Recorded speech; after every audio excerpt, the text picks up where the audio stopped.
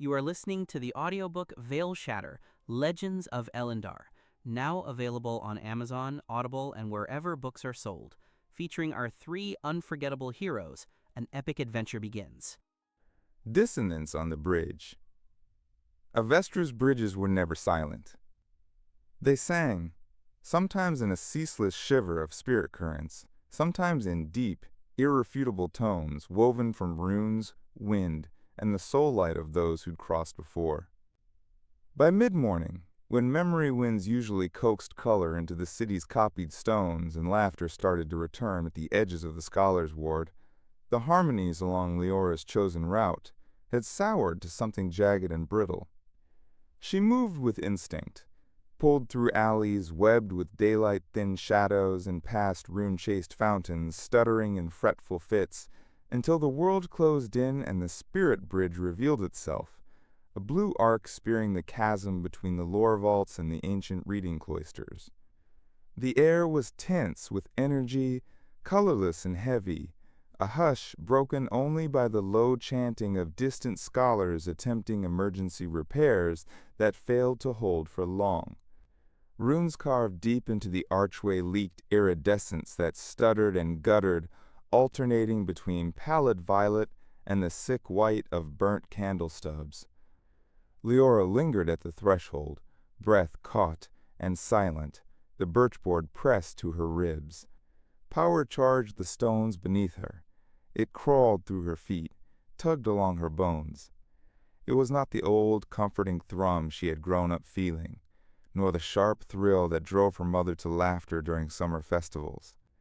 This rhythm was discordant, fouled by something alien, the Veilborn's hungering afterglow, or whatever the thrall's poison dust left behind. She watched as scholars darted across the bridge's far end, robes flaring, faces drawn, some clutching charm pendants, others dragging stylus carts overflowing with repair powder and moonwater for warding. Fragments of their voices broke free.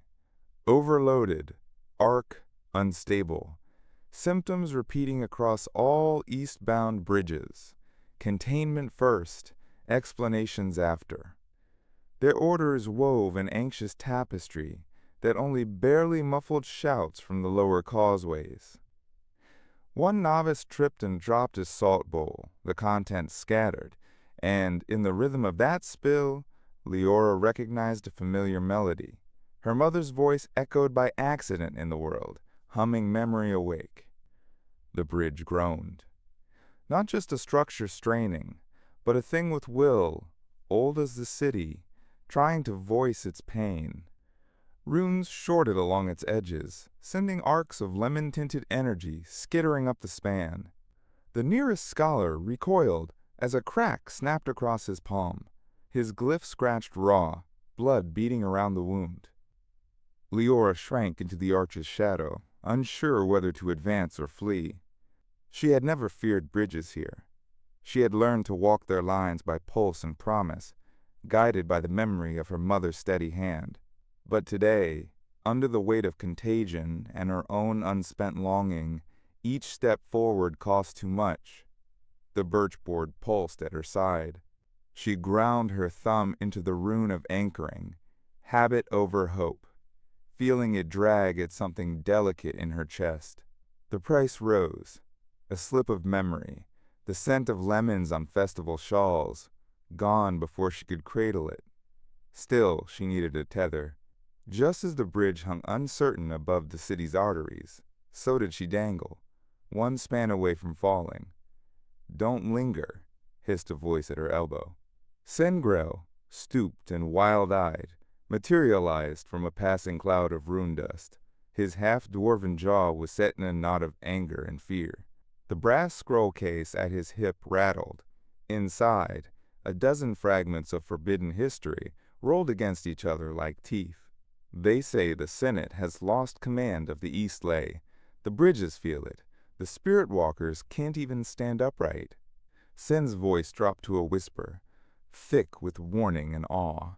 "If the strain grows worse, the runes will tear themselves free, and the city'll be open for spirits, or things worse, to cross." Liora nodded but did not move. The world felt narrowed to a smeared line. Sen's ragged sleeve, the birchboard heavy in her hands, the way the energy on the bridge stuttered just as her heart did. Somewhere beyond, the sky was a haze of old gold, unshed thunder churning in blunted arcs above the Senate's towers.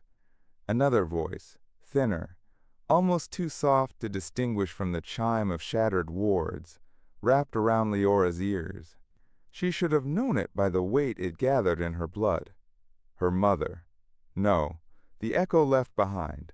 A whimsy-fragile copy spinning loose with the city's unraveling magic. She let herself drift, only for a breath, eyes searching the air just beyond the rise of the bridge. Shapes flickered, half-formed and shimmering, the outline of a woman's hand, fingers long, wrist marked by the herbal stains of festivals past.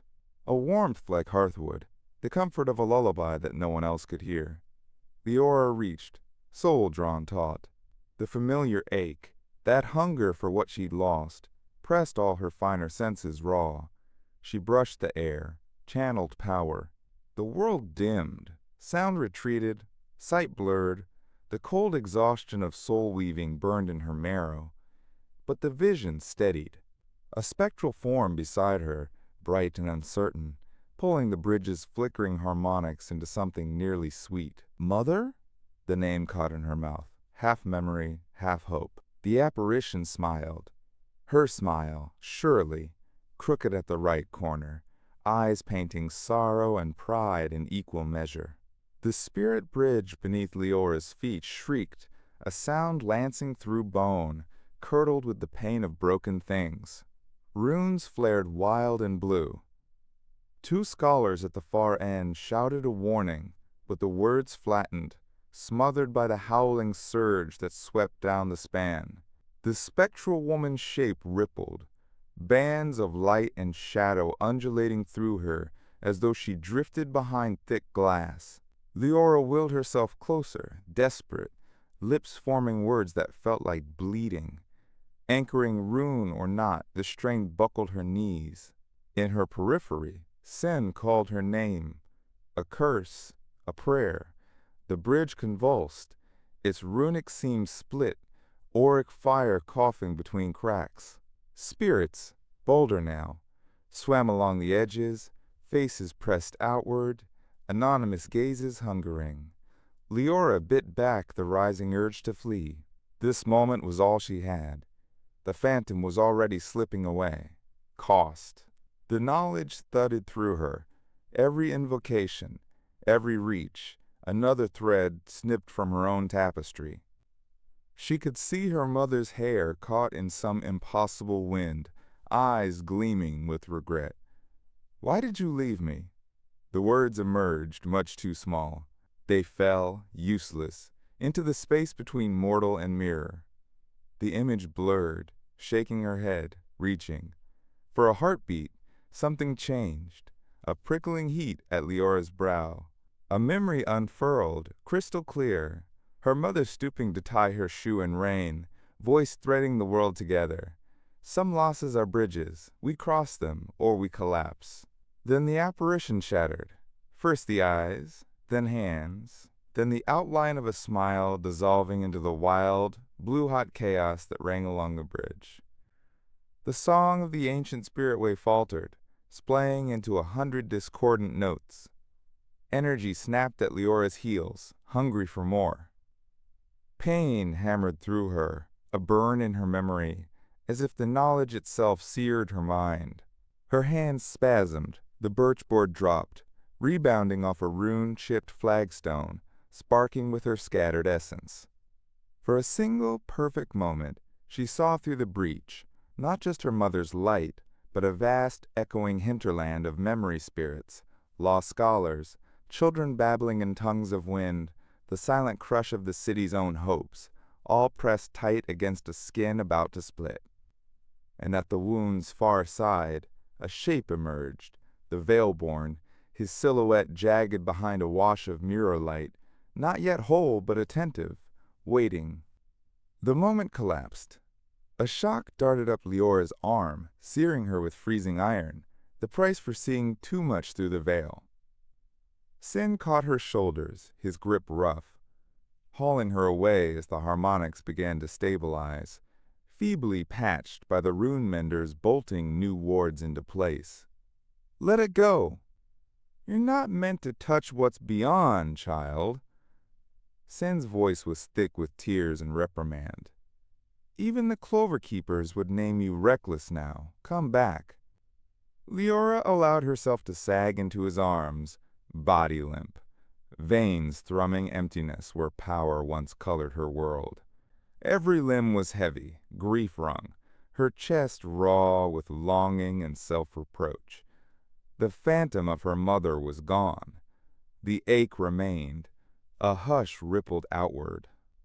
The bridge steadied, tremor easing from the stones, the runes stabilizing in dulled hues.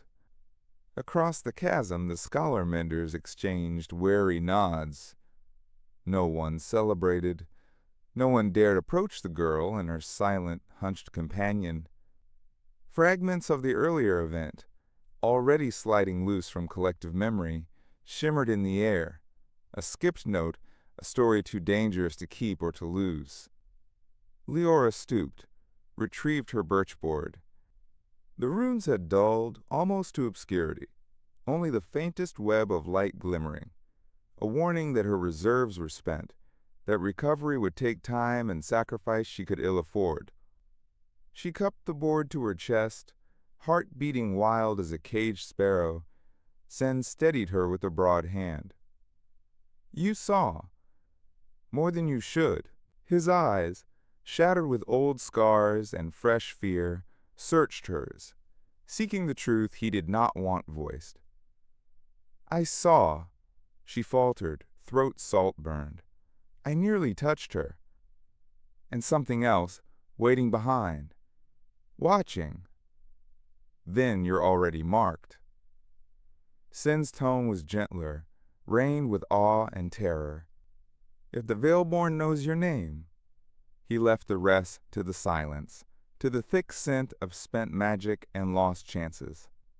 Liora surveyed the bridge, mind-flitting past immediate pain to the ruins beyond.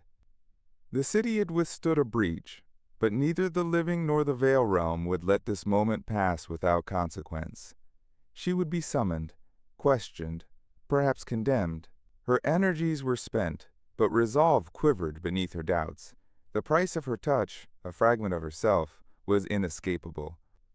Her hand trailed the balustrade, rough under her skin, anchoring her to the present.